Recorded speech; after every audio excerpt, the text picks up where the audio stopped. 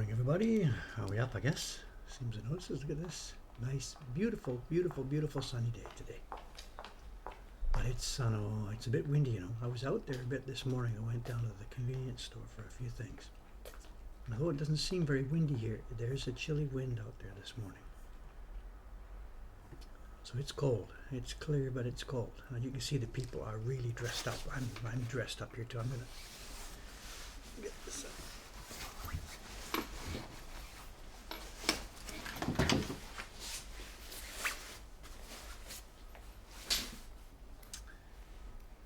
Okay, we have a full day of stuff here, full days of work, all kinds of stuff to do. Don't even know where to start. What job should I do? What job should I do? Good morning, gang.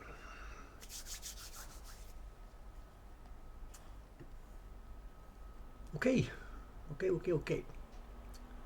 I had my list of things that I was supposed to remember to remind and talk about, but I've already forgotten it, so I don't know.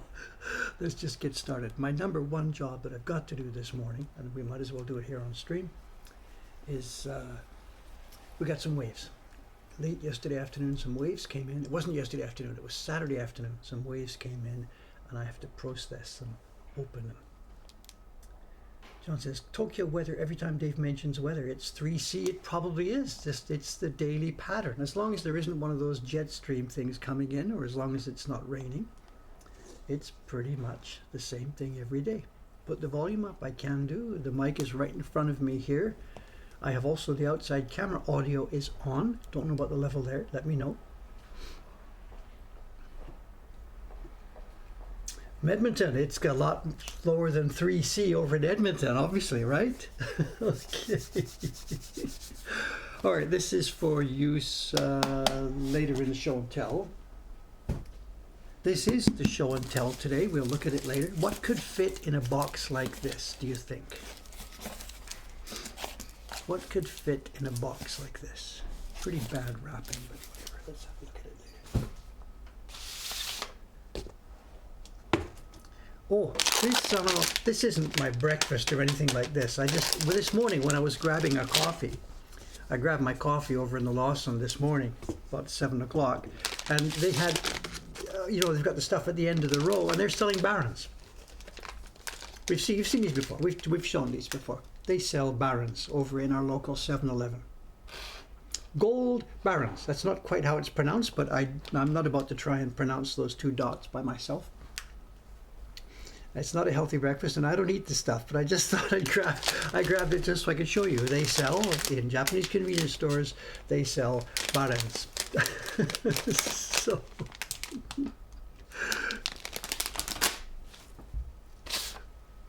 yes, and we know what it means, but yes, so. And I don't know how to pronounce it. Teach us how to pronounce it here. Yes, I don't know.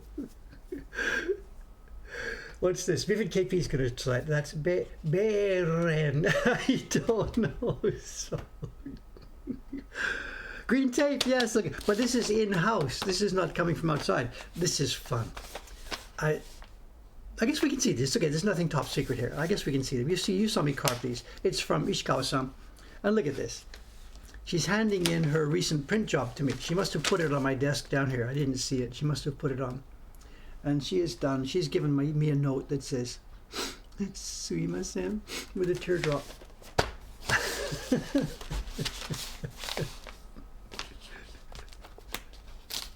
It's her job. It's her recent printing job. We can see these. It's not top secret. You saw me. I didn't carve these. You saw me fix these. I did the color separations for these. I think that's what happened. This is the first group off our printers' benches of this year's series, and these are the March prints. This is the group of 6 that will go out. I think you saw a test group. I was doing some fixing on the block, and this is her first group. And the same thing, consistency. Look at this. They are just one after the other, exactly the same. They're perfectly registered, they're perfectly balanced, perfectly done. She is so good at this. And she hands this in and then says, "Sumimasen, I'm sorry, it can't be helped." Japanese ladies, you did never. The new generation is not like that, so I hear. The young kids that I see walking around and whatever, they're pretty modern. But the classic kind of generation was certainly my age. Ishikawa-san's not my age. She's well younger than me, but whatever. My job, you know what's going to be happening. In fact, maybe you're going to see these again on Thursday or something, because I have to chop these up. You might be seeing these again in a few days. There's no yellow in the sea. It's straight blue. There's no green in there. The white balance is what it is. I'm sorry. And we've got a mix. The floodlight in front of me is two whites and two yellows. The one at the top is one white and one yellow. The bulb here is what it is, and there's daylight coming in. So the color balance at this desk is nothing at all. Don't anything. Also, this is going to be part of the show and tell. What this is, these are the prints that we washed on Saturday morning. I did the bathtub scene on Saturday morning with you, put the prints inside the newspaper, and then we went off to other work. And to update you what I did next after the stream was over and I grabbed a coffee at a break, I came back, and all I did to dry them off was simply I went through the stack, throwing away the wet newspaper, putting in dry newspaper, went through the stack once, waited 10 minutes or so, then did it again, went back through the stack the other way, putting them on dry newspaper. And lots of people I saw in the text had asked me about that. How do you dry these? It's simply back and forth between newspaper until about 80% or so the water is gone.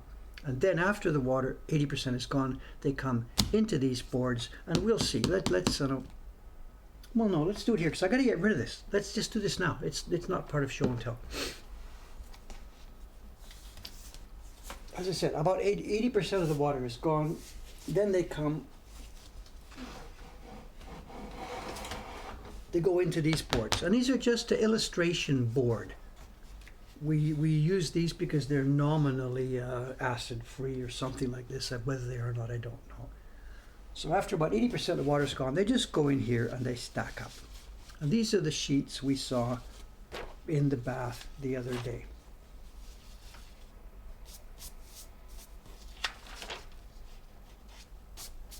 And we can see now, actually, when we saw these in the bath, these were soaking wet and pretty transparent.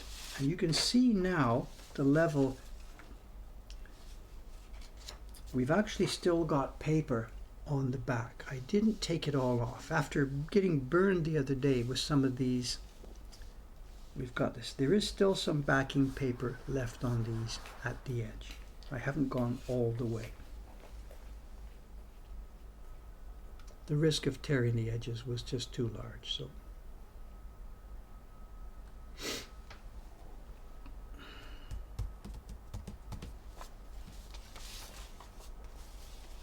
yeah, talk about politeness. The thing with the ladies, of course, I know it's a cultural. Every culture has its own rules about the way to speak and the way to behave.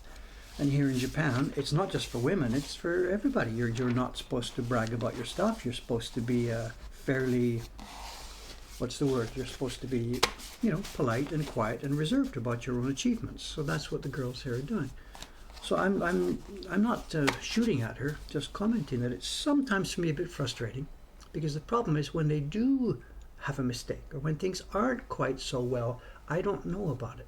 It's the story about the wolf crying wolf all the time. When every time you bring me a job, you bow your head and nearly cry and pass it on, and it's actually wonderfully done, then what happens with those times when there is a problem? Anyway, whatever, enough of that. Okay, let's have a look at these. So let's flip it over this way.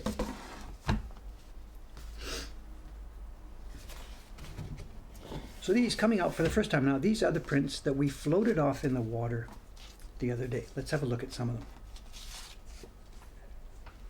I don't know if you can see it. They come off. You can still see the barren striations on the back. They haven't been damaged at all. Here's the one, the little envelope that we had. Perhaps now you can see the marks I was talking about. The thing is printed as a square little woodblock print, but it's also embossed with these lines, and that's where it would be cut. And you can see how it would be folded. The two flaps go to the back, the top goes in, and it glues up into a little envelope.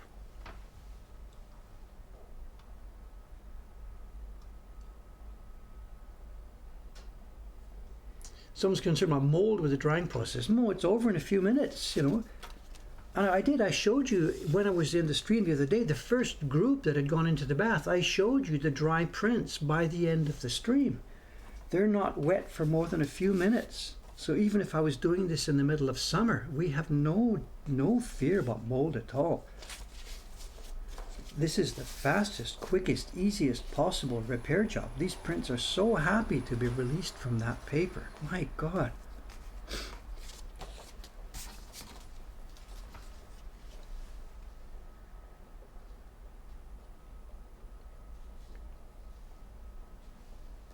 We've got a tiny bit of foxing on this one.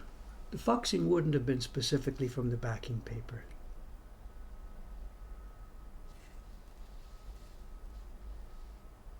Cheap little throwaway prints.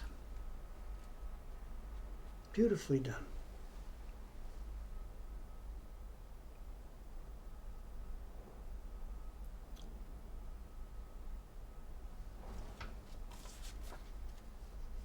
There must have been a series. I know. I think we've mentioned these two.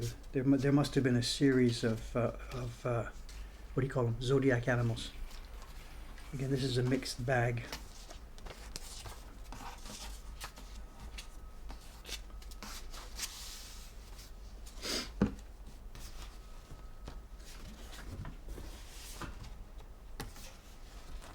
And here they are. This is the beginning. These are the ones you saw. The group that we the group that we saved was Year of the Rat, Year of the Mouse.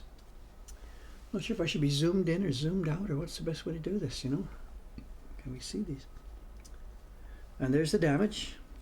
This one was in a space where some of it was covered. You know, you saw how it worked. This area here would have been covered, so leaving part of it to get browned. And this really cannot be fixed anymore. This one too. This print was protected in one area and protected in another area, but not on the face of it. Still, it can't be helped.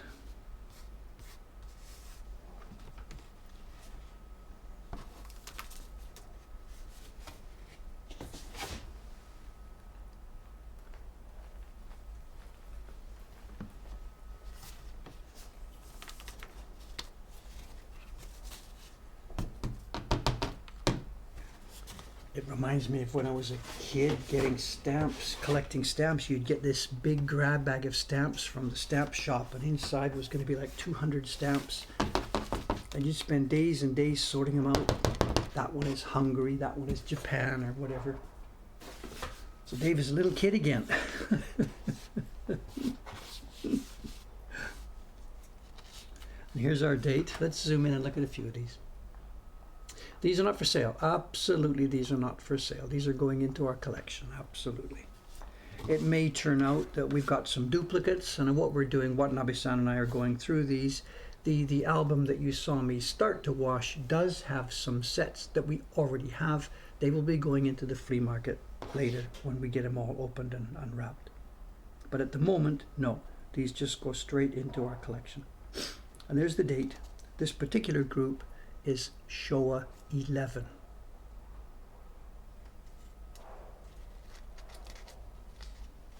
And this whole set, it's all a new year. It's got the term ga-sho. Ga-sho, which is a, I don't even know the actual pronunciation, the actual meaning, but it's the term for New Year's cards. Some of them are just little masterpieces, you know.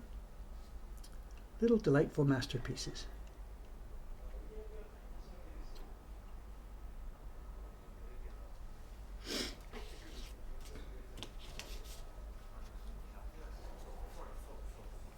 A bit of a dorky cat, but hey, it's a cat. So they really didn't know how to draw cats. Just incredible. They really couldn't draw cats. A cat among all these rats. Interesting why that would be there. Okay, enough of this. Let's get on to today's work.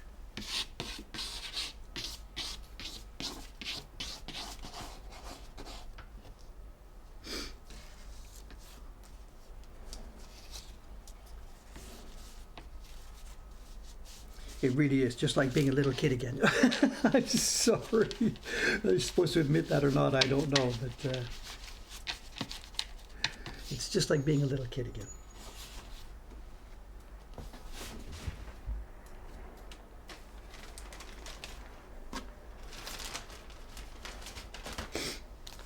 Someone's asking how many prints do we have? I have no idea. I'm sorry. No idea.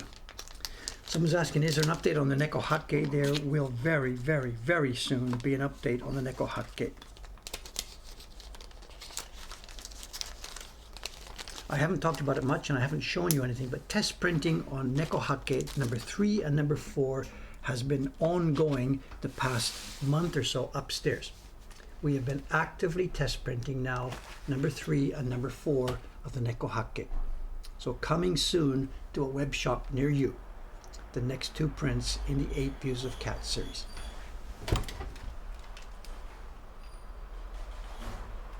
So just stand tight.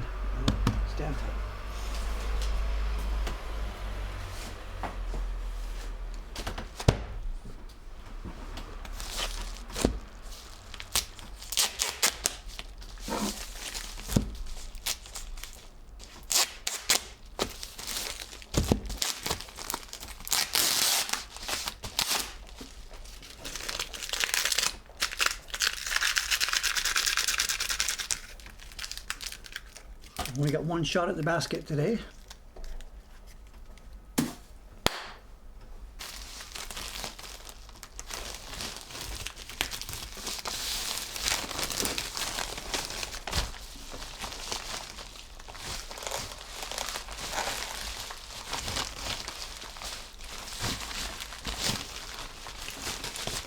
How'd she get this in here?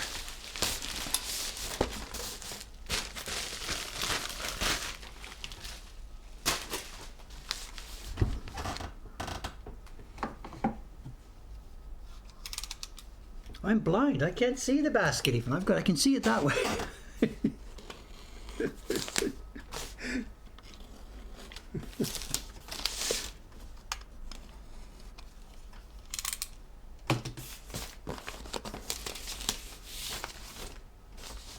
Did I make it, Dave? Well, I'm not sure what you mean. Did I make these? These come from Chiharu-san.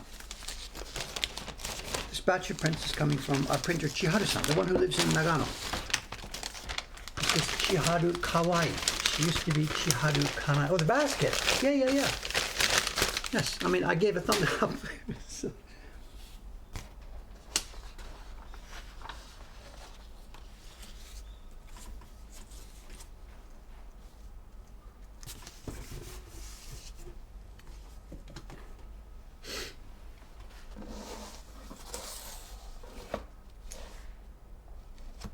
Here we go. I gave her 60 sheets of paper. This was a few weeks ago. Let's have a look. This is blocks now that we are well over 2,000 copies of this. Well over 2,000 copies. Each time they come, I keep looking at them. Is there degradation? What are we going to find? How good are they? How bad are they? What's happening? You just look inside here and grab a random sheet from the middle here. She might have put a good one on top, so I always grab a random sheet from the middle.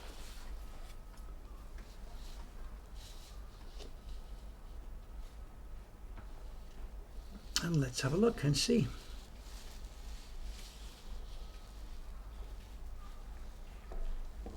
Registration looks pinpoint as usual. Degradation, do we have any degradation? Are the lines breaking down? Don't really see anything. The lines of the calligraphy, how are we doing?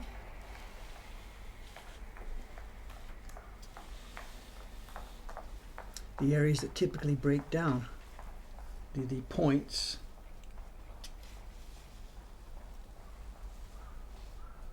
The wave. The men in the boats. This stuff breaks down when you see all the other prints. These look neat and clear. You can still see the calligraphy shape of each one of these lines.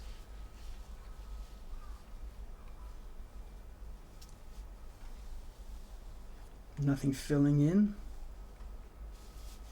This is another area that breaks down, tip of the boat.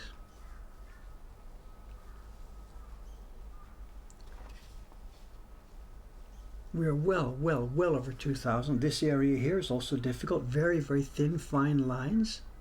Surrounded by heavy pressure here. Seems okay. I'm waiting for this thing to die, and it just will not die. It just keeps rolling and rolling and rolling. Now look at this carefully. Every single time we get these prints back,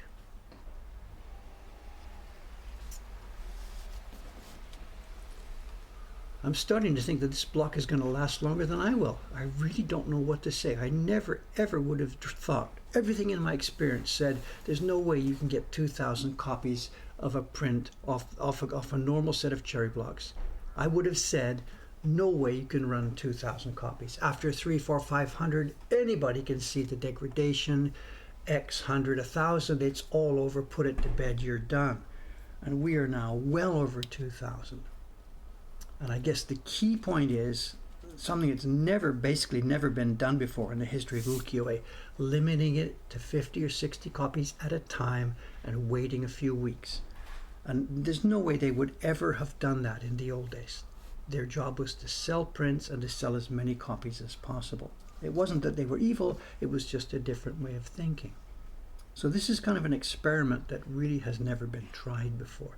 And really, the result is incredible.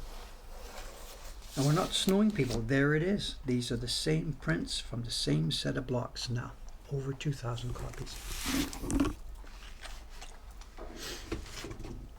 It is so. It's the resting we do, and it's the pigments we do. And she, of course, the brush, we've told her, and the other printers who do this, we've told her, take care of your brush. I only want the soft brush.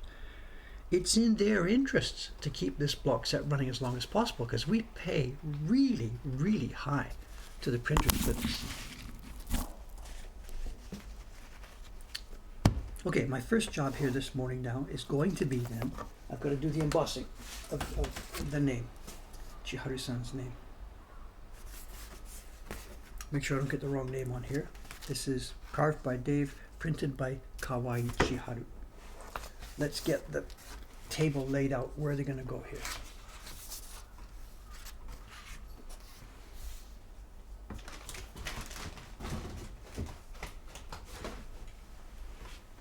Okay, what's the camera? Let's see. I'll have to zoom out a bit, I think.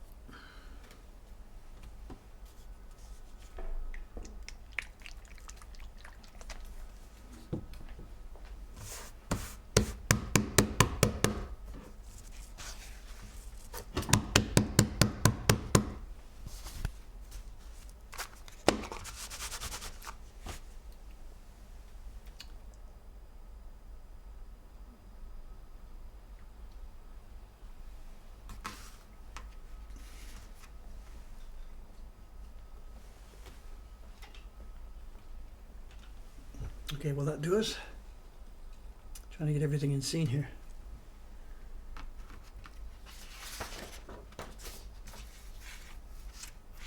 Okay, let's do some of this.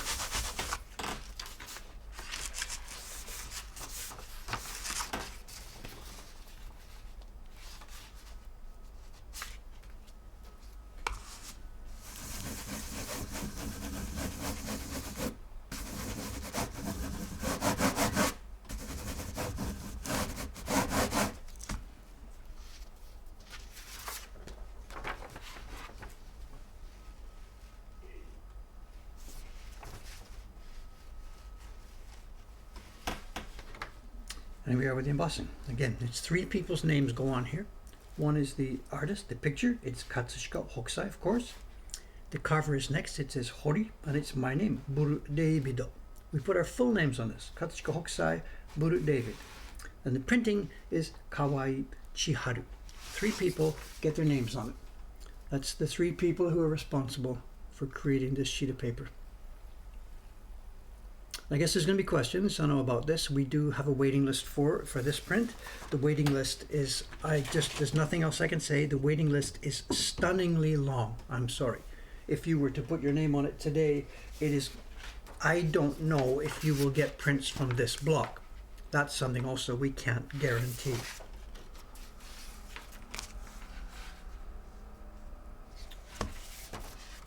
People putting their name on the list today, they may get a notice in a year or so saying we have prints available from the 2nd set of great wave blocks that Mokuhankan is preparing. Chon-san is going to be carving that one. So it's quite possible, I don't know, but it's quite possible that this is already sold out, that by the time the blocks do degrade, the waiting list is still there.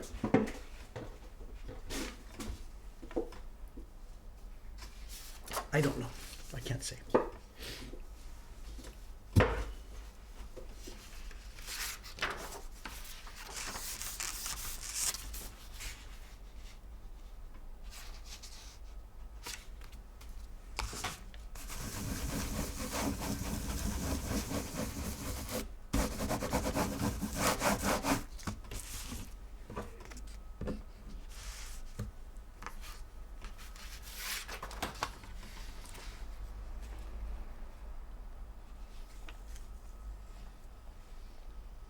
And there's going to be lots of chiri. I don't know, we have to do the chiri tori on these, and that's going to take a while.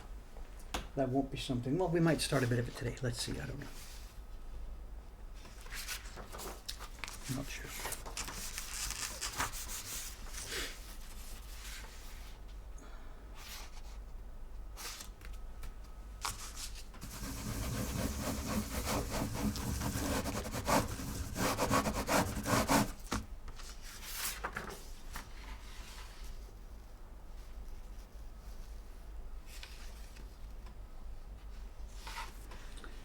It's also something else is waiting for me this week that I've been postponing and postponing and postponing.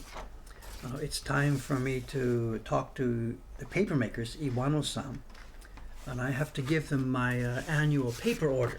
It should have been done really actually somewhere in the last few weeks. And maybe he's sitting there thinking, where's Dave's order? Where's Dave's order? It always comes in the middle of February. And I haven't called him yet with this year's order.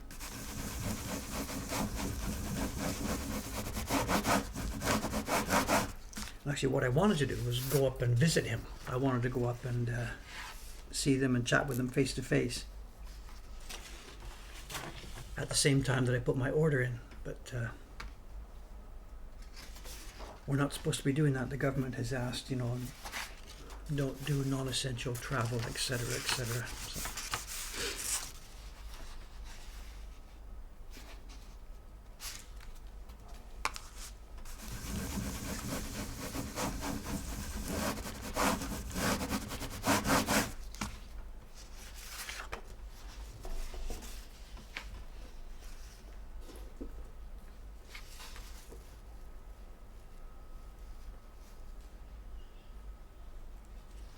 They're all exactly the same. It's just... You think after 40 years of it I'd get the idea, but I'm still like surprised. They're all exactly the same. So.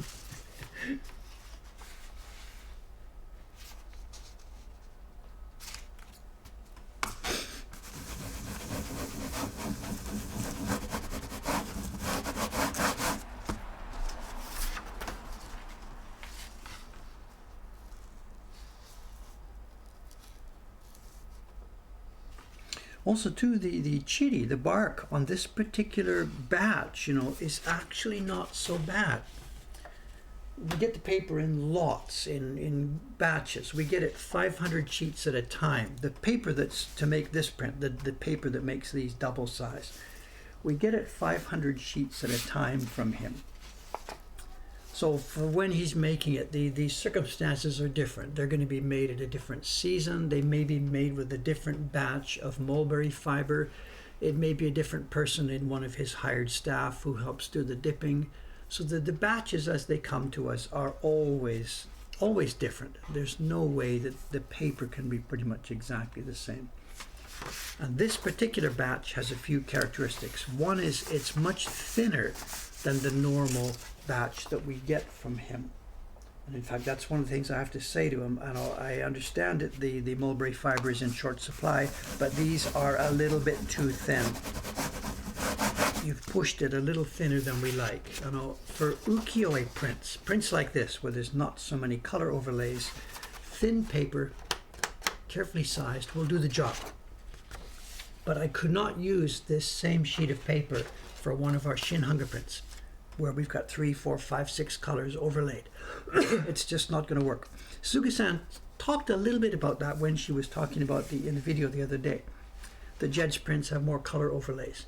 And we have to make sure that I get paper to match. And this entire batch of 500 sheets that came from him is okay for ukiyo-e, but it's no good for the Shin Hanga. And he, I guess, misinterpreted what I had said a year ago, and he's really gone on the thin side. So that's one reason why I wanted to go and talk to him face to face instead of just phoning. I want to take a bunch of prints, show him what we're doing, and then arrange for this year's paper to be in groups. A thinnish group for the ukiyo-e, a bit of a thicker, heavier paper. And then for those things we do, like the doi hanga prints, we need luscious, thick paper. So it's not one size fits all.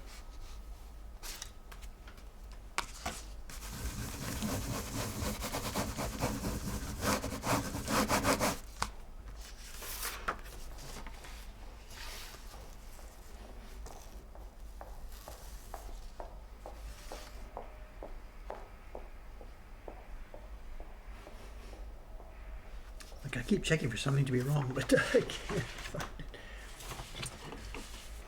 Someone says, interesting, if it's heavier paper, does it cost more? This is interesting. I would have thought so. When we order paper, to do the doi hanga reproductions, it has to be really, really thick and matted with kozo.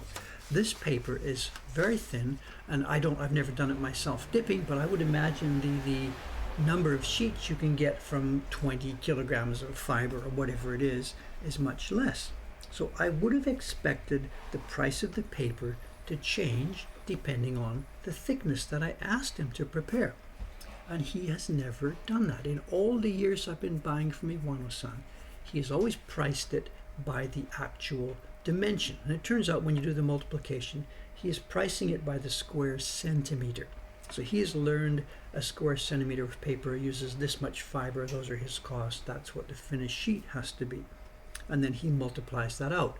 So if I get a sheet of obosho, it costs X. If I get a larger sheet of obiru, it's a factor up. And if I get a large sheet of takenaka, it's nearly triple the price because of the number of square centimeters. It's the surface area. And he has never, ever, in all the years I've been buying paper, adjusted the price for the thickness. He has given me thick paper when I ask for it. He's given me thin paper when I ask for it. This year's paper is thinner than I expected. And if I don't say anything about it, he might think, oh, David can't tell, or that's going to be okay for him, or whatever. So I have got to give him feedback on this. Most of it's labor. I don't know, I don't know. At the end of the day, when you count it all in, the fiber costs from the people at the farm, yes, most of it's labor because they own their own land. There's no seed costs. There's no processing. It's all labor at that sense. So producing the fiber is labor, doing the paper is labor, and our job too, it's labor. So when you think about it, the woodblock prints that we sell, the costs at the end of the day are really everything is labor.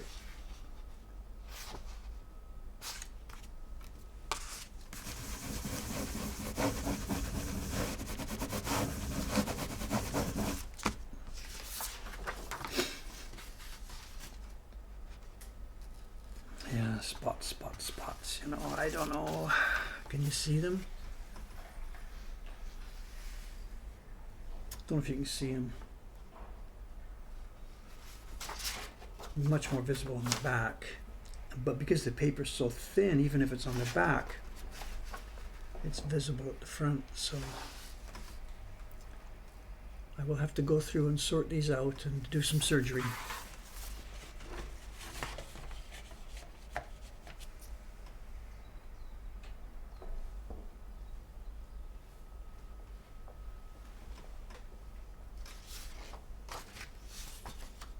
Did I emboss the last one?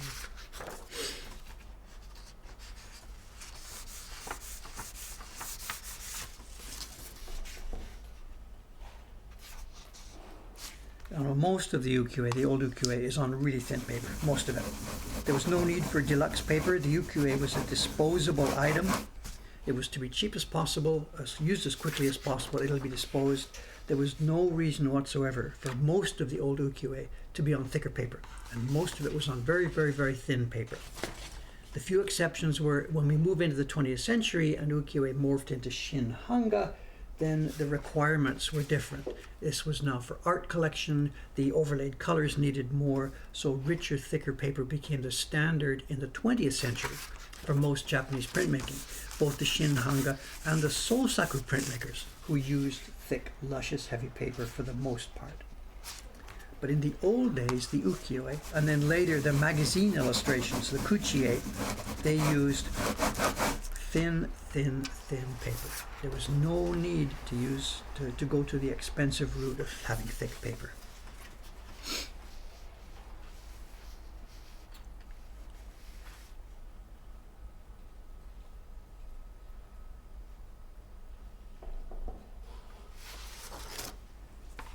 The exceptions that I mentioned in the early days, in the 1800s, back in the early 1800s, when they were making these surimono prints, those were made on a beautiful, delicious, thick, luxurious, thick paper. But those were not items of commerce. They were items created by collectors, sponsored by collectors who wanted to produce a luxurious item. And those are all on very, very thick paper.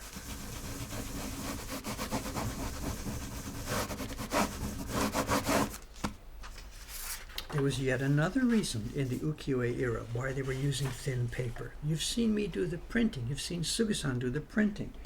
You put the color on your block, you put the paper on top, and you rub the back. And if it's thin paper, we'll do it. If it's thick paper, it's repeated, rub, make sure it's in, rub. The rubbing time is dramatically increased when the paper becomes thicker. And for those guys, it was time equals money. So this is what we're doing here now. This is not actually unusual. This print back in the old days was made on a thin paper. So there's nothing we're doing wrong here.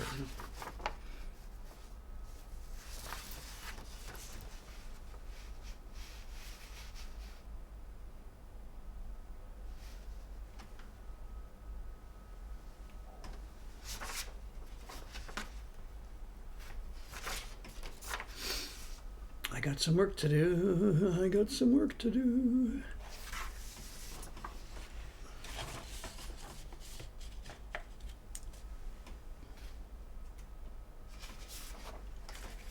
Could we use Gampi to print with? Well, certainly not a multicolored print. There's no way you could keep registration on a paper that's that thin. And Gampi also, because it's so thin, it doesn't result in a pleasant color appearance. You could print key lines or something on Gampi. We use it for Hanshita, but there's no way you could print a pleasant looking color print on Gampi. This would be impossible on Gampi. It just doesn't have enough body to take up the colors.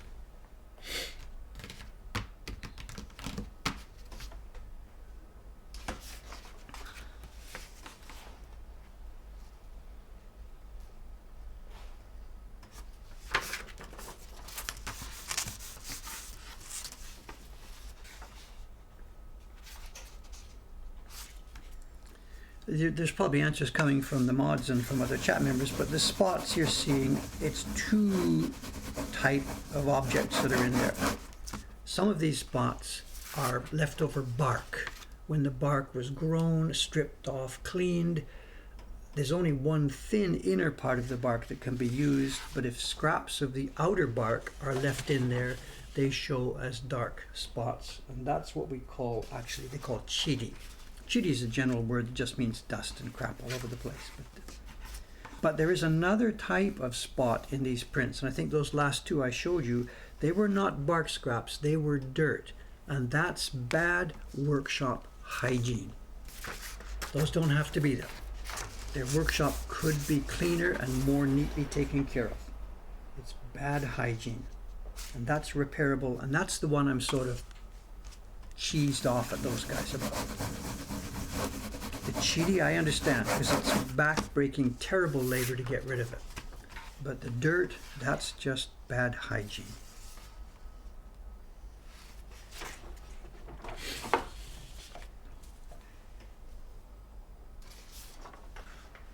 And I know we've had the conversation with them many times, you know. If I go and ask him about that, he's going to say the same thing, you know. We've had the conversation many, many times, you know. He's going to say, Dave, my hands are tied. I'm not allowed to modernize the workshop because they are a living national treasure.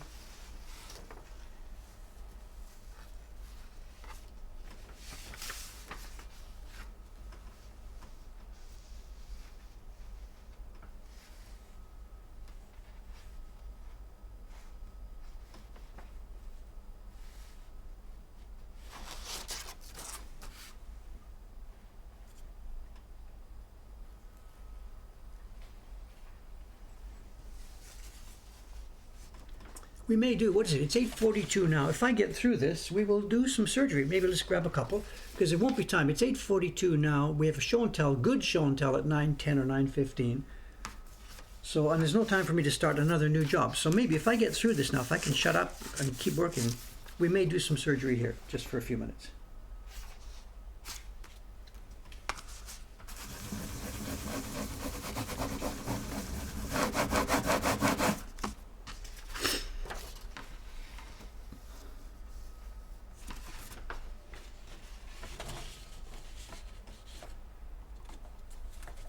So, and then you're discussing this idea, it's a handmade product, so this should be okay.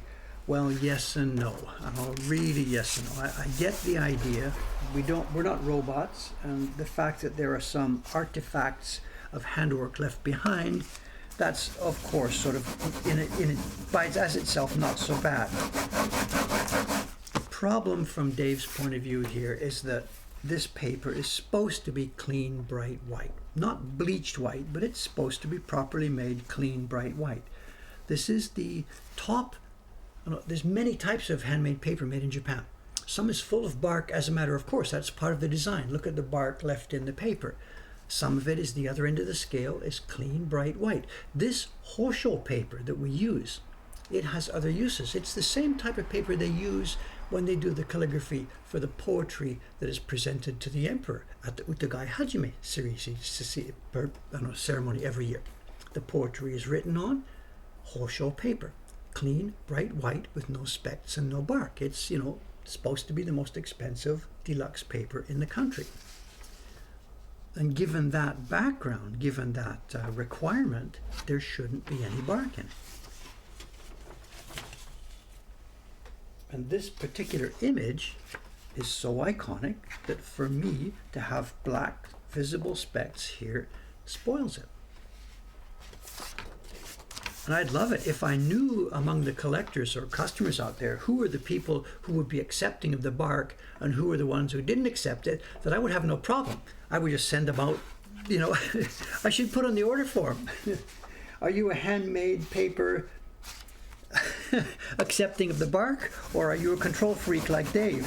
I don't know. If I knew which customers were which type, I wouldn't have any problems. So, some people don't care about this, some people care a lot, but I don't know who is who. So, the other thing too, look at this. On the back, this is strongly visible, vividly visible on the back. but not quite so much on the front, unless you mat it on a white board, and then it shows through.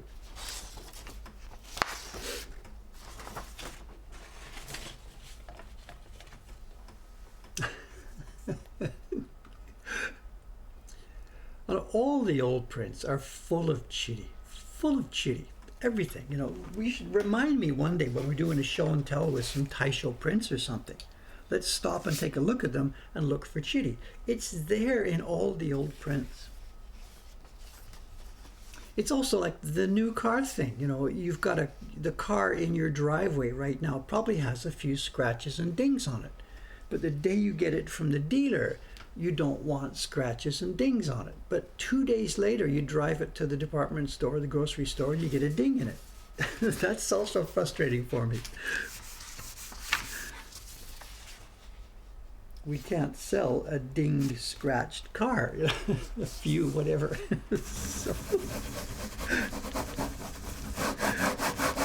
So this is a huge frustration for us, of course, you know.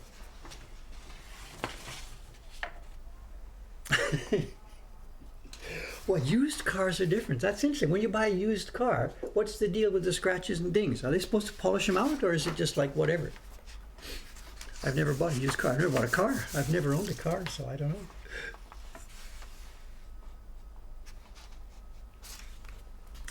$20% off for the scratches, deal done. Yeah, that's another approach, you know. We could do that. There's lots of pressure on me to do that, you know.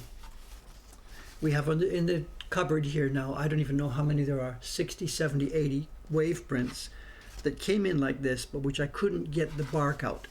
The bark, they're going to break into three classifications. The bark I can easily take out, bang, and nobody will know, they will be happy. There's another classification, the bark I tried to take out and failed and left a hole. Then we've got the third type, the bark or damage that is too big, and I know that if I try and take it out, I will put more damage in.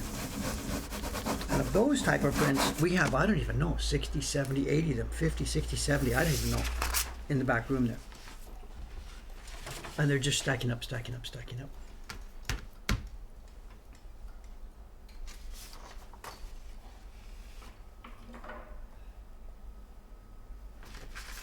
Never owned a car. No, I never had any reason to. I know during the time I lived in Canada, I was a company employee, and I used to drive, when I was a younger employee in the company, I used to drive the Winnebago motorhome that we filled with sheet music. So that was my job for a while, driving a Winnebago motorhome around Western Canada full of sheet music. But back in town, back in Vancouver, there's a good bus system. I had no need for a car. And I was never a teenager who wanted a car to speed around and stuff. I was a very quiet, serious little boy. John, we've done this. Take the unusable paper next time I visit Iwano-san. I've done this before. We've told this story many, many, many times.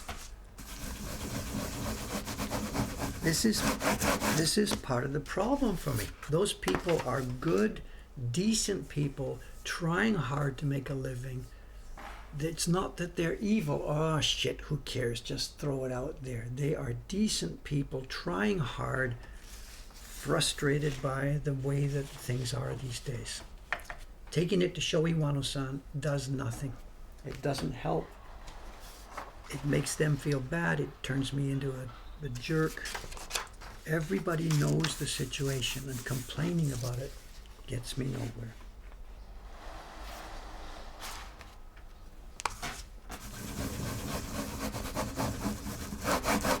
I've told this story but here on the stream, you know, it would be, I don't know, 15 years ago or so. At the first time I was really frustrated by this, I went up there to visit them. It would have been my regular winter visit. I went up there in January or February.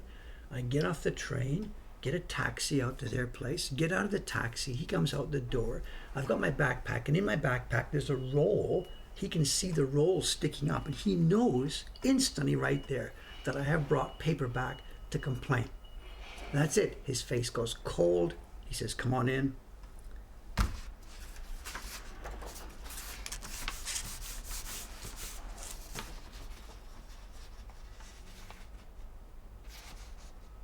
They're good, decent people working as hard as they possibly can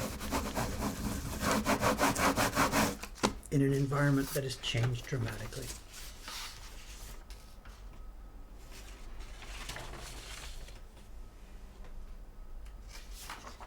And all we're waiting for, we've talked about this before, I can say this, I guess, whatever, this is public discussion. They're not allowed to change their workshop structure as long as they hold the designation Living National Treasure. The old rickety workshop that is filthy, they cannot modernize it. And I don't know what's in the mind of the young man. When older Iwano-san passes away, tomorrow, 5 years, 10 years, whenever, when he passes away, he takes with him the designation Living National Treasure. His son doesn't get it automatically. So the workshop will then be a normal paper-making workshop. The son, who is now 52, 53, 55, the son will be in his 50s, maybe 60s. His father will have passed away, and they will now be, just another printmaking workshop. They still have an excellent reputation. And at that point, if the son wants to try and shake things up, he can do so. He can rip out the old beams, the dirty, filthy workshop. He can put a new workshop in place. He could do. He's free to do that at that point. But what's in it for him? His kids are not interested in this work. He's already in his 50s. And I can see clearly exactly what's going to happen, and that's going to be nothing. He's in his 50s. He's going to retire 10 years later. His kids don't want to do it. Why renovate and build a whole workshop? Because Dave, and only Dave, is complaining about the paper. It's not going to happen.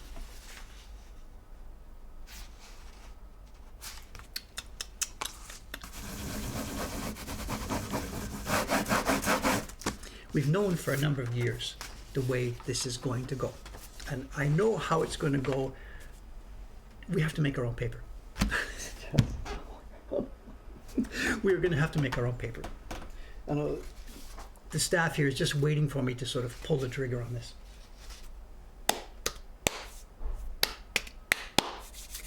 It's hopeless. Says, why can they not dust? They could, and actually they're doing. Again, we've talked about this before.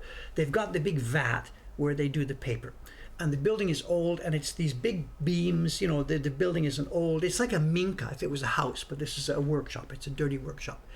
And there are big beams that collect dust everywhere over the top of where they do the paper. And that year that I had taken back the paper to complain about this, they were cold about this, but the son did say, yeah, okay, I think we can do this. And in recent years, what they have done, they have stapled some plastic. They've got some plastic sheets, and they have pachik, pachik, pachik, pachik, pachik, pachik, pachik. They've stapled this plastic sheet over the beams, right in the area over the tub, to try and minimize the amount of dust and crap that falls into the actual tub where they do the rocking. But there's lots and lots of other places in the workshop. There's a bench over in one corner where they pound the fiber. There's the little outhouse. There's the little outbuilding where they've got the stream coming through, where they wash the fiber after the niru, boiling the fiber. The whole place is just filthy all over the place. But yes, they've stapled plastic up in that one critical spot. Because I think what was happening was, they're on this little rough country road, and there's dust everywhere. And every time a truck goes by, little particles of stuff just get shaken down. Things like this,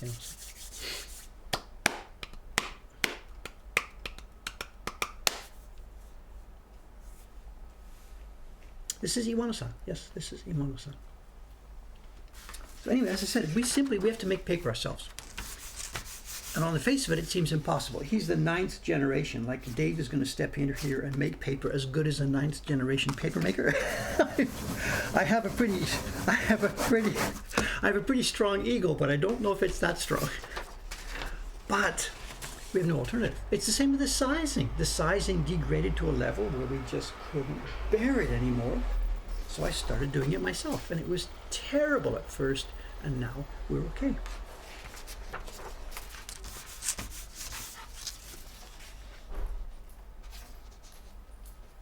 So stand by Stand by. I'm only 70.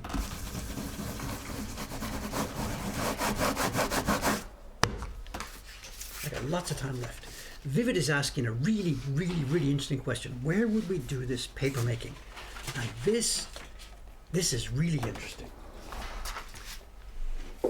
We've got this workshop here in Tokyo. It's kind of full, and it's downtown Tokyo, like beautiful mountain river stream to get fresh sparkling water. It's not going to happen here in Asakusa.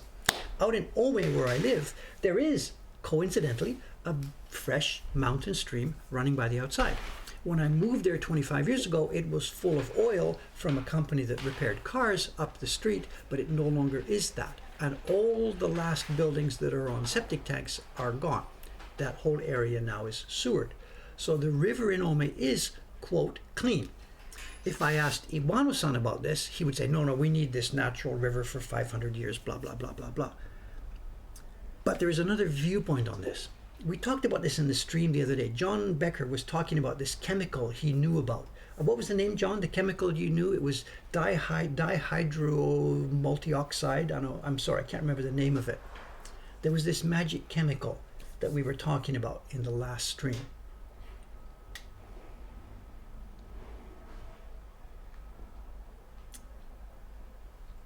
Dihydrogen monoxide. I think the formula is H2O. And H2O is H2O, whether you get it from a mountain stream in Fukui Prefecture or whether you get it from the tap in Tokyo. It's water.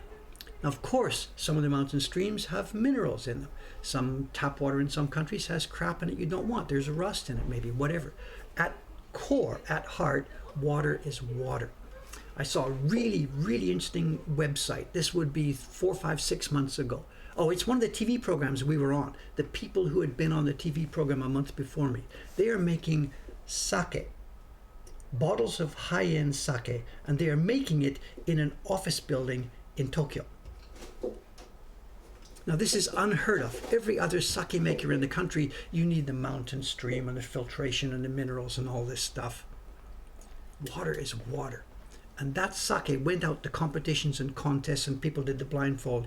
Nice sake. Made from Tokyo freaking tap water. Vivid KP, Tokyo water sake. And it passed the taste test for people who didn't know what it was. Water is water. So I'm convinced we could do this in this building. Get the tap water. If we have to filter the chlorine out of it, fine, no problem. If we have to put X amounts of minerals in it to match something, no problem. We could do this here, up on the 3rd floor. There's another aspect to it as well. This may not work because the political situation is so fluxing here. The current Tokyo governor, her name is Koike-san. I forget her first name. I can't remember. Koike-san. She's the current Tokyo governor. She knows about our work. She likes what we're doing. And a number of times over the past few years, she has told her people when organizing things, oh yeah, that pamphlet you're doing on New Old Tokyo, make sure you get that Canadian guy. Get him in there. I've never spoken to her personally, but clearly she knows about our work and she has supported it. Yeah, Koike Yuriko-san. Because one of the times that interview came, I said, like, why are you guys here, the Tokyo Metropolitan Government? You were here just a half a year ago. And he said, no, we got word from upstairs. Put you guys in. So she knows about our work. Now, can you imagine this? If I actually wrote to her, Dear Koike-san, thank you very much. This is Dave from Mokuhankan. I don't want to bother you. You're really busy. Thank you very much for the things you've mentioned to us. You've helped us over the past few years. Thank you, thank you, thank you. Don't want to bother you because you're busy. But here's something we're doing. We have a plan to make beautiful, luscious washi paper with Tokyo tap water. And she would jump all over this. She would just jump. She would stand up on her desk cheering and jumping. She would call her people and say, get on this, get those guys, help them, whatever they want to do. Because for her, promoting the cleanliness and wonderful in Tokyo tap water, it's the tastiest in the world, making beautiful washi. Oh my God, this just pushes so many buttons. We could do this. It's going to be called Tokyo Bosho. The paper is called Hosho paper. Why am I announcing this? I'm 7 years old. I'm busy. I am so busy. Whatever. And yet we'd have to follow the rules. So no, you pay as it is. The way water in Tokyo, it's metered on the way in, and it's not metered by the amount you use. It's metered by the size of the pipe. If you have a pipe, whatever it is, 2 centimeters, 3 centimeters, that's the rate you pay for it. And they don't meter it on the way out, but you pay also for sewage based on what came into the building. And if we were using it for commercial, yeah, we would have to pay some kind of special, very high-priced commercial rate, I'm sure. There's rules and rules and rules. We could do this. The internet would melt if we did this here in Japan anyway. And there would be lots of naysayers. No, can't be done, can't be done. 1, you need the mountain water, and 2, who are you to think that you can make paper of the same level as the old living national treasures? There would be lots of naysayers. Bring it on.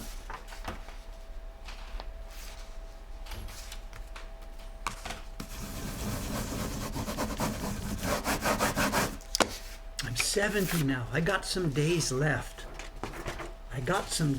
And can you imagine 3, 4, 5 years from the road, Dave's got a project here, I'm carving something on my desk, and for a change I've used my own image, like I used to do with this nature series. I've got my own image, carving it here on my desk, take it upstairs and print it myself on paper that I had made myself. This just whatever.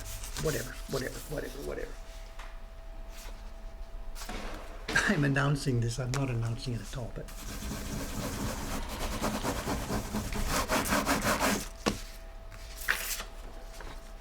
the girl who was here filming for that TV program. Oh, by the way, did I tell you it's going to go up on March the 14th is the broadcast date. We'll talk about it later when we get closer. As part of that TV program, it was a themed program, and at the end of every one of the episodes, they always asked people, like, what's your dream? What are you working towards? You know. And I really disappointed her. And she was really disappointed. Because the answer I told her is, my dream, just make tomorrow like today. And we're happy, we're filled, we're good to go. Just tomorrow is another day. That's all I want, just to stay here. And she said, no, you must have a dream or something. And I was adamant, no, we're okay. Just what we're doing now is fine. But maybe what I could have done is, in that segment, I could have said something like this. I don't know. So...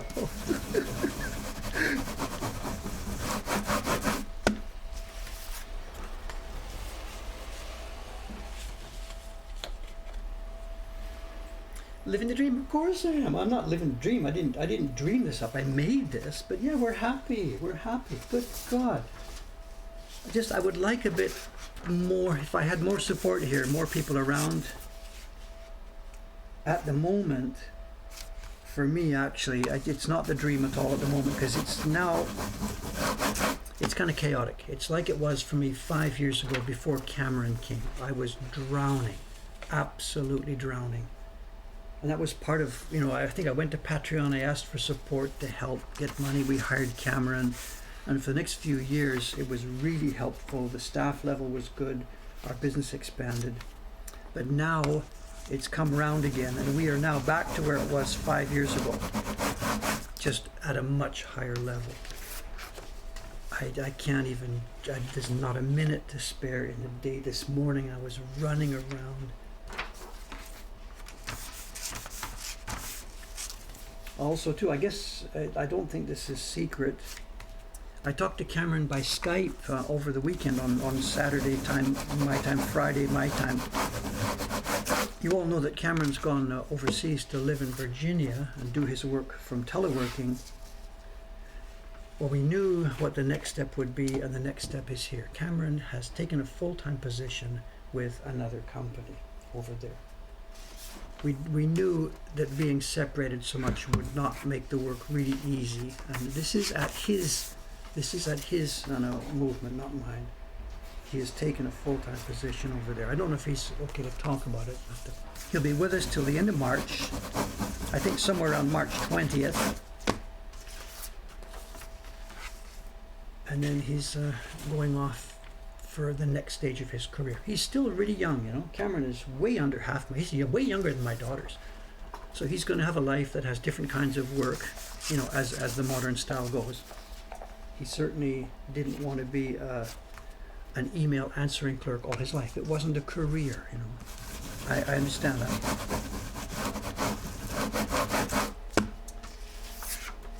He's done the job really, really, really well. No, there's no complaints from my side. Not one complaint.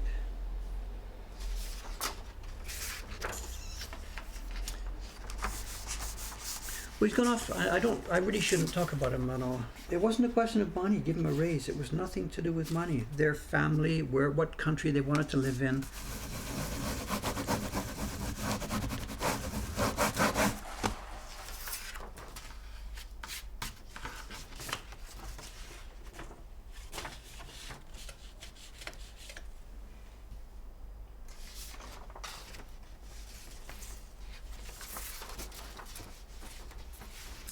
So,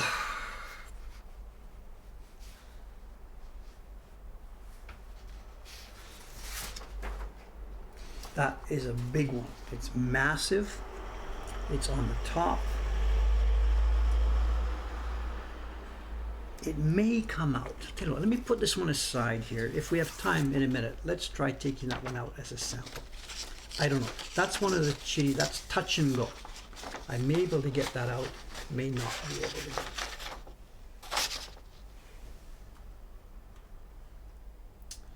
Yeah, as John is pointing out, this is Cameron's choice. You know, her family, I guess, is over there.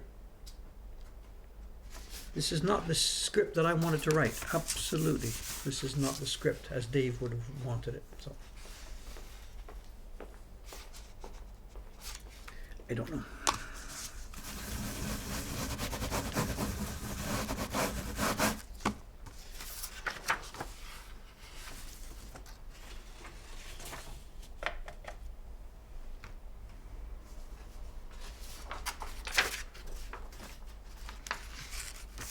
No, this is not bark like cork. Absolutely no. This is the mulberry bark. This is the inner bark. It's the bark that's in between the outside dark bark, and there's the wood core, and there's bark that comes off, and the bark that comes off splits into a couple of pieces. The darker outer part is thrown away, the white inner part, but it doesn't split easily and cleanly. It's quite difficult to separate the dark bark and the light bark, and that's the chili problem. If you get too aggressive taking off the dark bark, you've removed most of the white fibers. You want to leave as much of the white fiber as possible and yet get rid of 100% of the dark bark. And there's mechanical ways to do it. At first, get rid of 80% of it, then by hand, next 15% of it, and the last percent of it comes in the cold water. As the fibers are floating, you pick out the last little dots. And there's been lots and lots of attempts. The paper makers associations up there have invested, with government support, they've invested literally hundreds of thousands of dollars over the years trying to develop mechanical assistance that will pull out the bark from this. And it's possible with paper made from different fibers. There's Mitsumata paper, Gampi paper, and Kozo paper. And Mitsumata paper, which we don't use because the fibers are too short, the chili can be removed mechanically. They've got this machine that slides back and forth with slots. The fibers, small fibers, fall through the slots. The chili is tossed away. But we can't use that paper because the fibers are too short.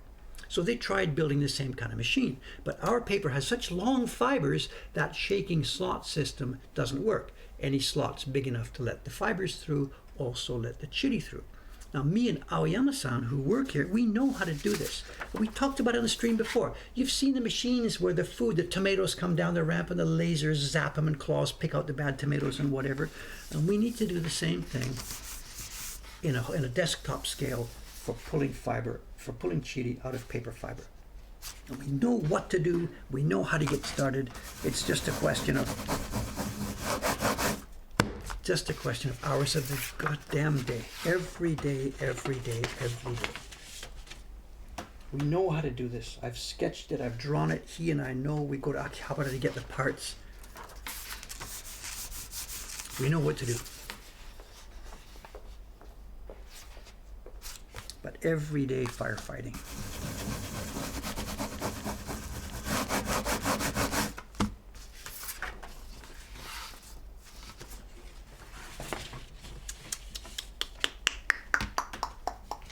we got almost here. We got about 10 sheets left. What time is it? 9, 10. Oh! Well, there won't be any chitty picking, but there will be show and tell. We have a good, fun, interesting show and tell today.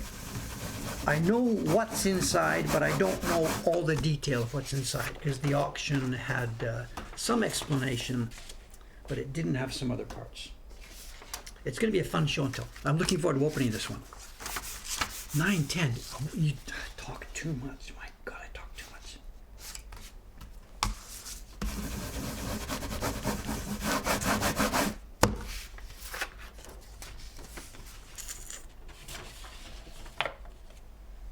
This is, every good project has to have lasers.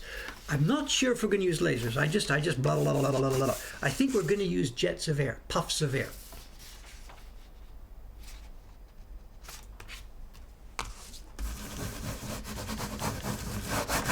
The concept is simple. It's after the boiling, after the beating, that goes through a pass and the gross chitty is taken out by hand. That's no problem. That's 2 minutes work, gross chitty. Don't try and worry about the microscopic fibers.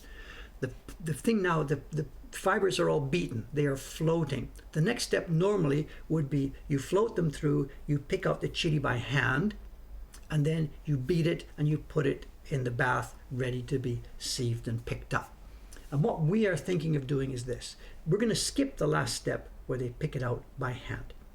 Throw it through, it goes on the table, gets pounded, all the fibers get separated, and mixed in with the fibers are going to be the small chitty. But it doesn't matter, the fibers get separated. It goes into the kind of machine that looks like a Hollander beater without the beating part. It goes around and around and around this thing. They do it with they use what's called a naginata beater, which has some blades that just come down and don't damage the fiber, but just separate the fiber. And normally it then goes in the bath and they do the scooping because the fibers are floating free in the water. So it looks like a Hollander beater, but it doesn't have the grinding Hollander thing at the bottom. So anyway, we do this. And inside that round thing that looks like a Hollander beater, we put our little new attachment on top. And we've arranged it so that the water full of fiber comes over this thing and down a little waterfall and out. So there's a little waterfall, and it's made of all plastic things. And as the fibers come over the top, before they go down the waterfall, the river of fiber is very, very shallow. It's not deep here. It's very, very shallow, 1 or 2 millimeters shallow. All the fiber comes across this surface and then goes over the waterfall. Looking down onto this shallow area is our video scanner, which is looking down, watching the fiber pass over this shallow part of the river. Under the waterfall is a series, 1, 2, 3, 4, 5, 6, 7, 8, 9, 10. It's a series of, they look like straws, and they're jets, they're puffs of air. And you get what's happening here. As the water comes over, it's been, the video saw where the black dot was, and bingo, up comes the jet. That little piece of chitty gets blown out. We can do this. We can do this. I would love to spend a few weeks, couple of months building this. We're next to Akihabara. We can buy all the parts just right here. I want to do this. I want to do this. The possible downside about this is when I talked about this idea to Jun-san, Iwano-san's son, he said, Dave, you're ignoring something. We can't just, because I think when I had explained it to him, I said, look, we just put the stuff in here overnight, let this thing run overnight, we'll come back in the morning and it's all clear. He said, Dave, you're speaking with a man with no experience. You can't do this. If we leave those fibers in the water too long, the resulting paper is too weak. You've seen me do this. You've seen me bang, you've seen me brush. It all happens bang, bang, bang, bang, bang, and we make the paper. We can't let it sit soggy or the paper will be too weak. And I'm like, okay, well, we'll do it quickly. Whatever, I don't care. We'll just put it in the water in one batch, do it for 10 minutes, take it out. Put the next batch in, 10 minutes, take it out. We'll work it out.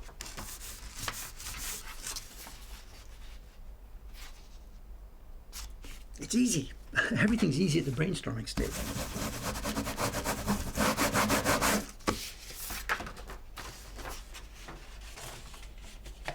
Yeah, pushing rotten food out. This is nothing. This is not even this is off the shelf technology. All we got to do is put all these parts together.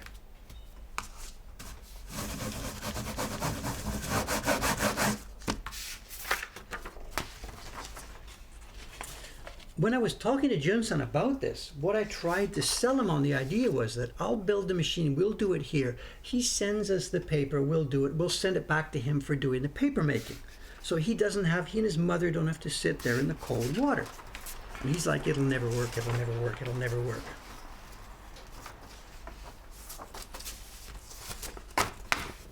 I tried to sell him on the idea, look, if it works, if I can make this thing happen, we can service all your paper. Not just your paper for me, we'll service all your paper. And he's like, it'll never work, it'll never work, it'll never work. Anyway, enough.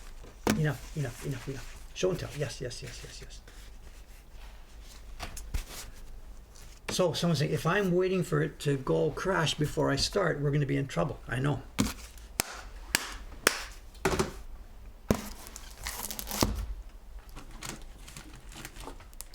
Okay, place your bets. What's inside? You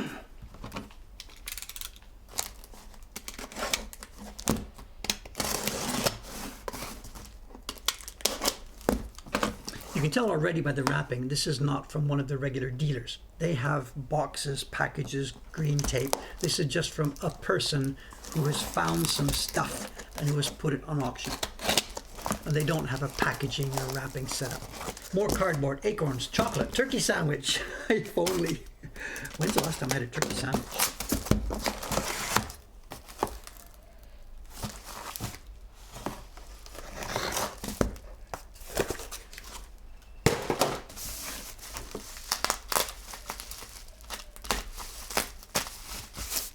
I've given up on green tape. What's inside? Shitty. Yeah, thanks. Marmite toast. Marmite toast. My God, when's the last time I had Marmite toast?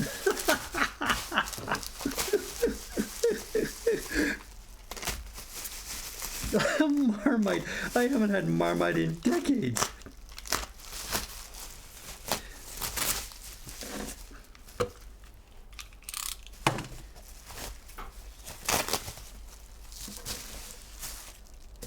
What we have is an ultimate mixed bag of pochibukuro, envelopes, and senshafda, and an album. And the reason I wanted this is because I could see in the auction, the guy put some pictures up on the top.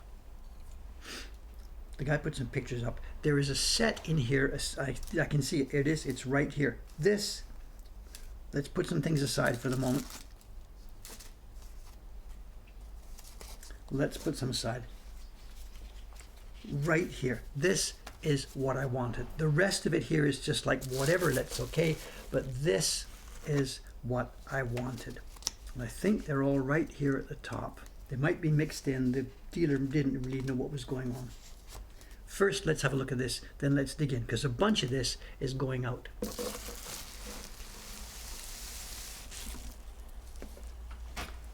Kabuki Ju Hachiban. Somebody please, can you jump over to the collection, the Mokuhankan collection, and search for the word Kabuki.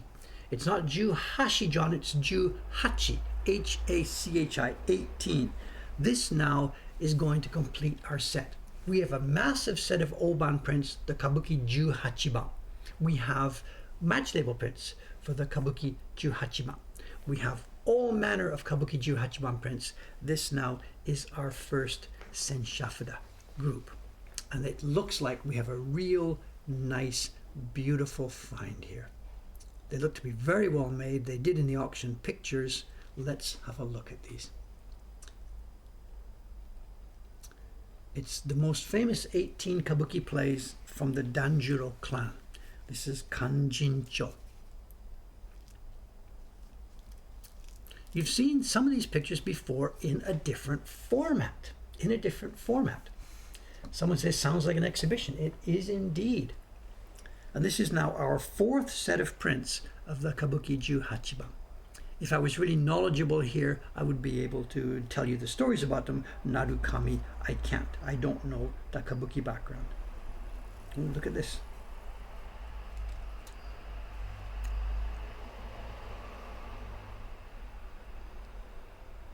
Can we zoom in? Should we zoom in better? And again, because these are senshafda prints,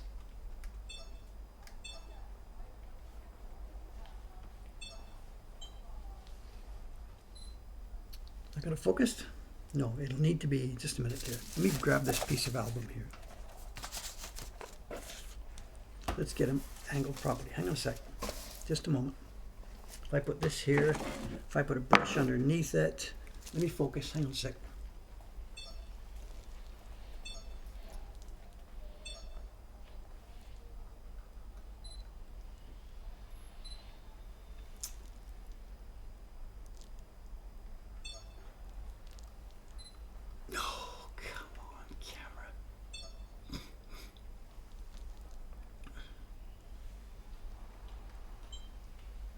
There we go.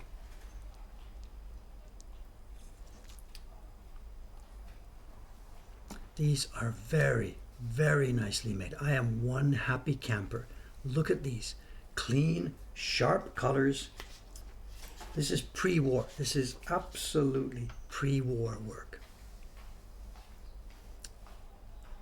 It's not perfect. Tiny bit of misregistration. This is Shibaraku. I am very happy. What I paid for this auction, I would have happily paid just for these 18 prints, and all the rest of it is for free for me. Look at the scale. These are my fingers. People always say, kiss, yes. This is either late Taisho or early Showa. If I was gonna guess a single date, I'd just say something like 1930. I don't know, somewhere around there. It could be anywhere through the 1930s. It's probably not going back into the 1920s. Paper is nice, clean, beautiful paper.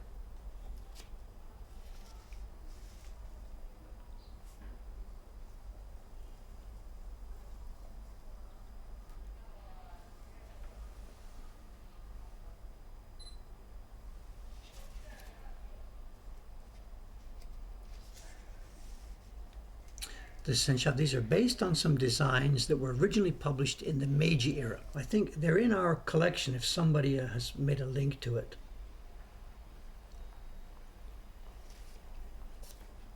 And this is now the fourth group of prints we have based on these same designs.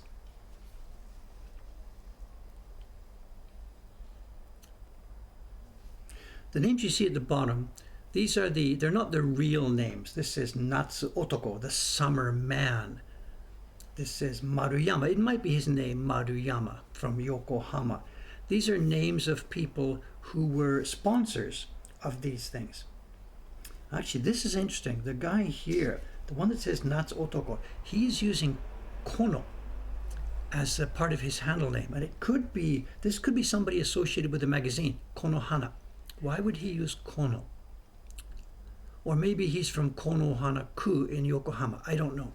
These are the names, the handle names of people in the groups who sponsored production of these things.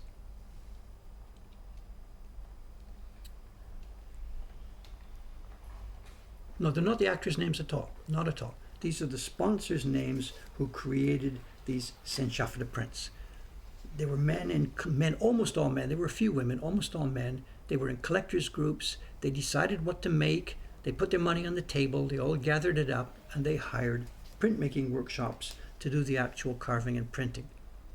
And these Senshafta, they were usually made, we are told, in quantities of about maybe 200 each as a typical run. Each member of the group would get his set. They would exchange some with members of other groups, and then that was it. The job was over. The blocks would have been tossed aside, and that was that. These are not perfectly registered. Look at this. The red block is a little bit to the right.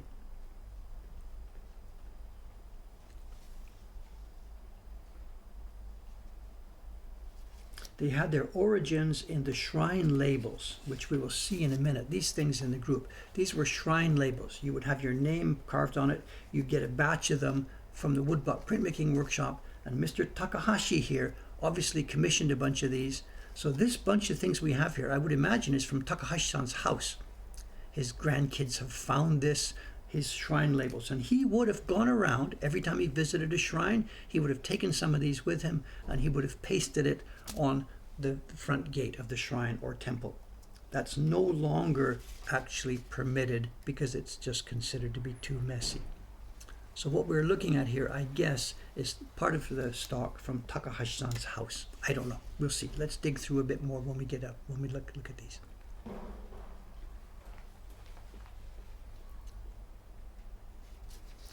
I think somebody's been putting, yeah. So this is our 4th version now. We have match label prints of these.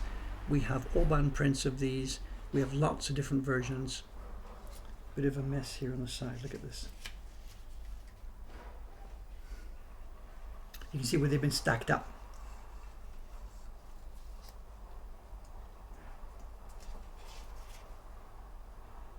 Have we had a full 18? I think we had a full 18 here. So I'm very, very, very happy camper to get these prints. Very happy. But now what else is in the box? I would have been happy for this auction just to have been that group of Ju Hachiban prints. But there's all kinds of other stuff in there as well. Let's have a look. As we saw, shrine labels. We see them up on shrines. Look at this. If anybody out there is called Takahashi, I have a deal for you.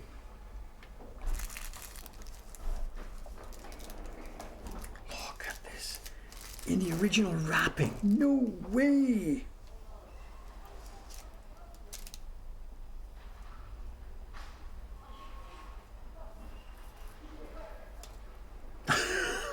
No way!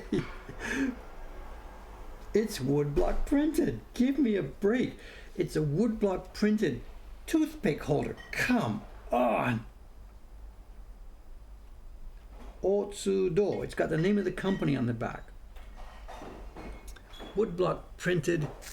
Are we too bright here? Let me see if I can change this. Hang on a sec.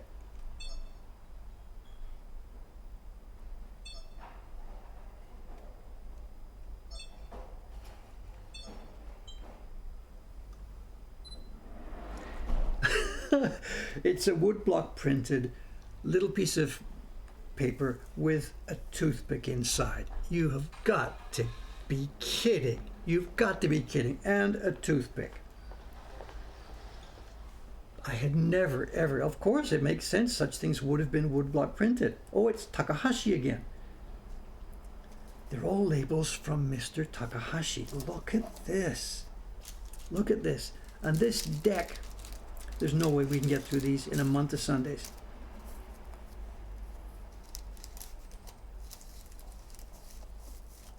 There's no way we can get through these. Let's grab another batch.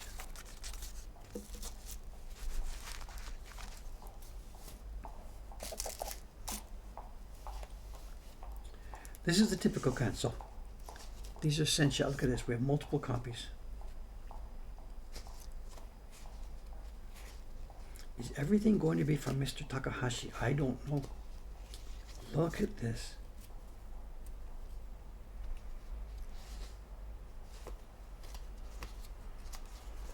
Oh, Senshafuda based on Hanafuda cards. This is not designed to be cut up and used as Hanafuda, but the theme of this particular series of Senshafuda would have been the Hanafuda cards. It looks like, again, it looks like we have multiple copies here. Oh, somebody else's name. We have, it's not Sato. Help me please, somebody who is better kanji than me, our regular people. What's the second reading, the second character in this person's name? It's yokai theme. Look at this, look at this, look at this, look at this.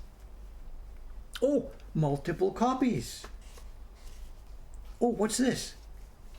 Takahashi again. Same blocks, different name. Look at this, look at this. Is there nobody out there today who knows that kanji? Sorry about that. I forget the name of the man who's usually helping us here. Nope. I thought it was Sato. It's not Sato. I can't read the second character. I'm sorry.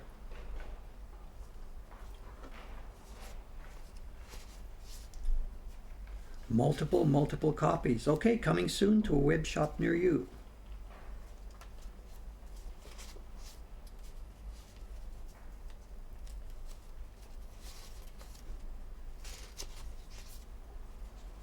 these are the most common form of the Senschaft. Everybody who would join one of these groups, I talked before about the special series that these groups made all the time. This was their pleasure and their hobby doing this. But everybody who joined one of these groups would, of course, on his own, he would commission one of the printmaking workshops to do his own fuda.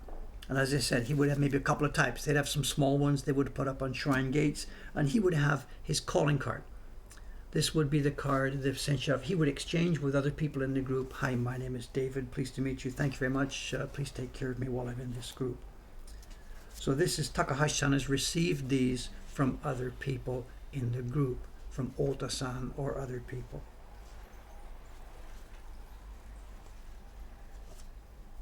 These are the typical, classical, put your name up Senschaft. This guy's willing to pay for a bit more color. Wonderful, wonderful. These are not gorgeous printing illustrations, but they are a perfect example of a classic group of pre-war. Oh, Takahashi must have lived in Nakano in Tokyo.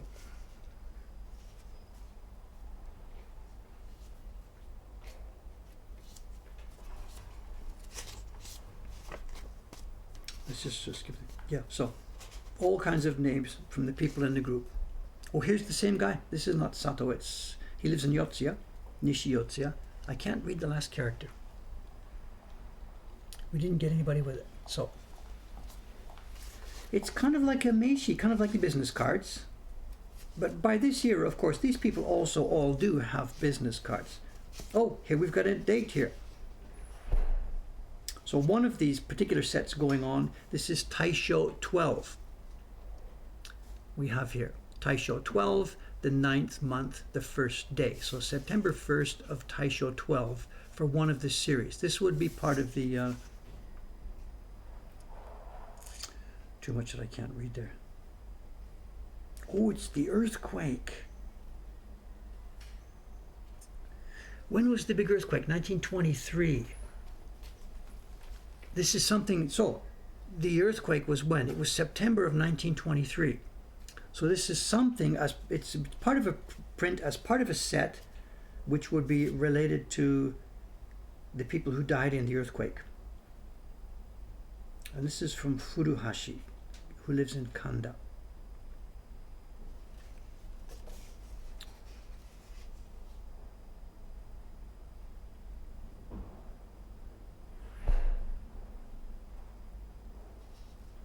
Some kind of event from September the 21st to the 37th. Here's a mystery for you then. Here's a mystery. We have the main date is Taisho 12, the 9th month, the first date. September the 1st, Taisho 12. But there's also reference to a time period. This is Kugatsu, the 9th month, September. And then we have here the 21st day, and we have the 37th day.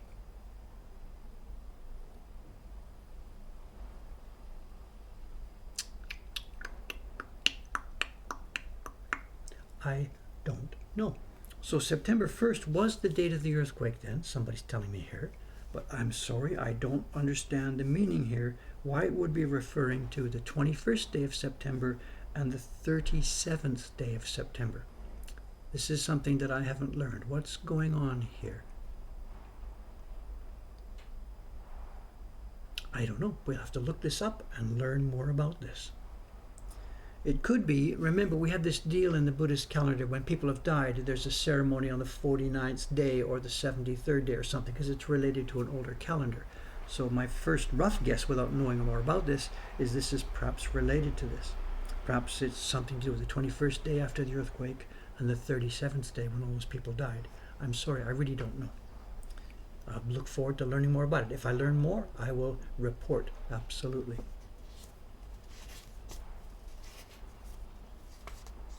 More of the same, but that dating then fits with, it fits with what I think. This is, as I said, these are late Taisho or early Showa.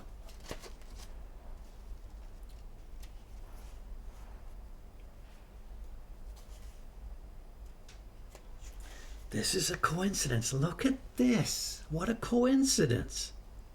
No way. we have a cat playing with a vermilion ball. No way, no way, no way, because in a few minutes from now, I will be sending out our next email announcement. I will be sending it out to all of our people who are waiting for our email announcements. And in there, I will be including this link. Now, the link I just sent has nothing to do with these Sinshafada, but the link is to a print picture that has a cat playing with a vermilion ball. Interesting.